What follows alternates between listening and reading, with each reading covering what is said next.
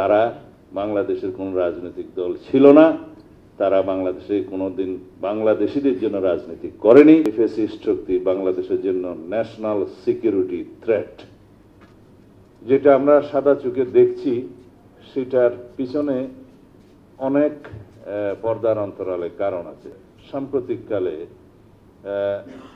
কয়েকটি ঘটনা আমাদেরকে চিন্তিত করেছে, যেমন কুকি চীনের ঘটনা, সেটা আমাদেরকে চিন্তিত করেছে। আমাদের নিরাপত্তা বাহিনীকে আমাদের চিন্তিত করেছে।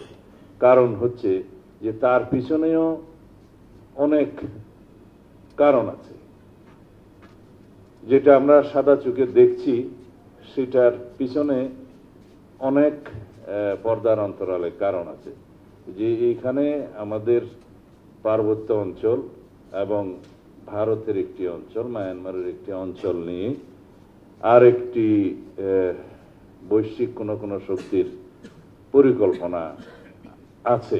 সেই পরিকল্পনা বাস্তবায়নের জন্য এই ভূখণ্ডটাকে হয়তোবা তারা অন্যভাবে সাজাতে চায়।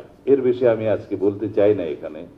সেই জন্য আমাদেরকে সজাগ থাকতে হবে যাতে জাতীয় এবং আন্তর্জাতিক যে কোনো এরকম পরিকল্পনার যাতে আমাদের ভূখণ্ডকে নিয়ে সফল হতে না পারে।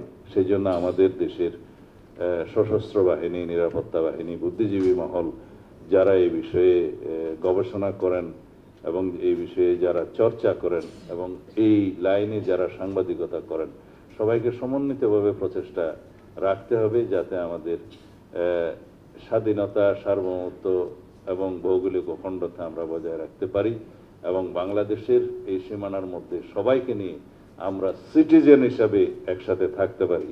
আমাদের সবারই পরিচয় হবে আমরা বাংলাদেশি, আমরা আমাদের ন্যাশনালিটি বাংলাদেশি এবং আমরা সিটিজেন হিসাবে সবাইকে আমরা পরিচয় দেই এবং পরিচয় যেন আমরা নিতে পারি এবং এটাকে যেন ধারণ করি। একমাত্র সেটাই হবে আমাদের মূল ভিত্তি, আমাদের ঐক্যই হবে আমাদের ন্যাশনকে এগিয়ে নিয়ে যাওয়ার জন্য মূল শক্তি।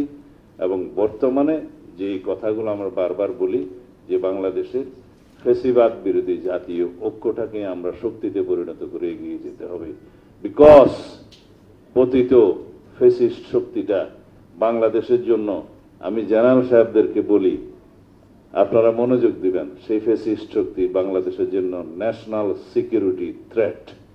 তারা বাংলাদেশের কোন রাজনৈতিক দল ছিল না, তারা বাংলাদেশে কোনোদিন বাংলাদেশিদের জন্য রাজনীতি করেনি। তাদের গোড়া আরেক জায়গায়, তারা মরিয়া প্রমাণ করিল তাহাদের গোড়া কোন জায়গায়।